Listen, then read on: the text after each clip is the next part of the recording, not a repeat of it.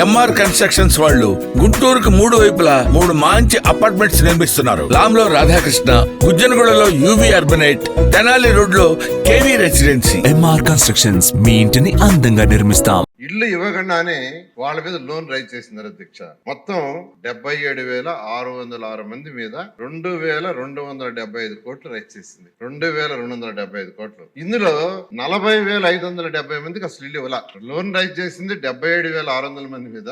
వాళ్ళలో 40,570 మందికి ఇల్లు ఇవ్వలేదు. వాళ్ళకి ఈఎంఐలు వస్తున్నాయి, వాళ్ళు ఎన్పి అవుతుంది వాళ్ళ అకౌంట్స్. ఇప్పుడు యాక్చువల్ గా మనం కంప్లీట్ చేయాలని బ్యాంక్ లో పోతే బ్యాంక్ వాళ్ళు మీరు కూడా అగ్రిమెంట్ లో ఉండారు కాబట్టి ఆ డబ్బులు కట్టమని కూర్చున్నారు. అయితే ఎవరికైతే ఇల్లు ఇవ్వకుండా బ్యాంక్ లోన్ రైజ్ చేశారో అది కట్టడానికి ముఖ్యమంత్రి గారు అడిగాం. 140 కోట్లు యాక్చువల్ గా ముఖ్యమంత్రి గారు శాంక్షన్ చేశారు. ఎందుకంటే 140 కోట్లు ఫస్ట్ బ్యాంక్ కి కడితే వాళ్ళ యొక్క అకౌంట్స్ ఎన్పి కావు, దానికి శాంక్షన్ చేశారు. ఆ ఫైల్ టెక్నికల్ గా చిన్న ఇష్యూలో ఫైనాన్షియల్ డిపార్ట్మెంట్ మా డిపార్ట్మెంట్ వస్తుంది, అది కూడా వారంలో కంప్లీట్ అవుతుంది. అది ఇవ్వగానే ఆ యొక్క 140 కోట్లు కట్టడం జరుగుతుంది అధ్యక్ష.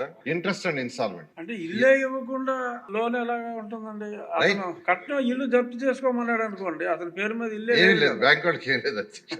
అయితే ట్రై పార్టీ అగ్రిమెంట్ గవర్నమెంట్ ఉంది. పేదలు నిరుపేదలు వాళ్ళు ఇబ్బంది పెట్టకూడదు కాబట్టి ఇప్పుడు వాళ్ళకి ఇల్లు ఇస్తారు. వాళ్ళకి ఇల్లు ఇస్తాం అధ్యక్ష. వాళ్ళందరికీ ఎవరికైతే ఉందో వాళ్ళకి ఇల్లు ఇవ్వటం జరుగుతుంది అధ్యక్ష. సభ్యులు చెప్పినట్టు ఏంటంటే కొన్ని క్యాన్సిల్ చేసి వేరే వాళ్ళకి ఇచ్చారు యాక్చువల్ గా.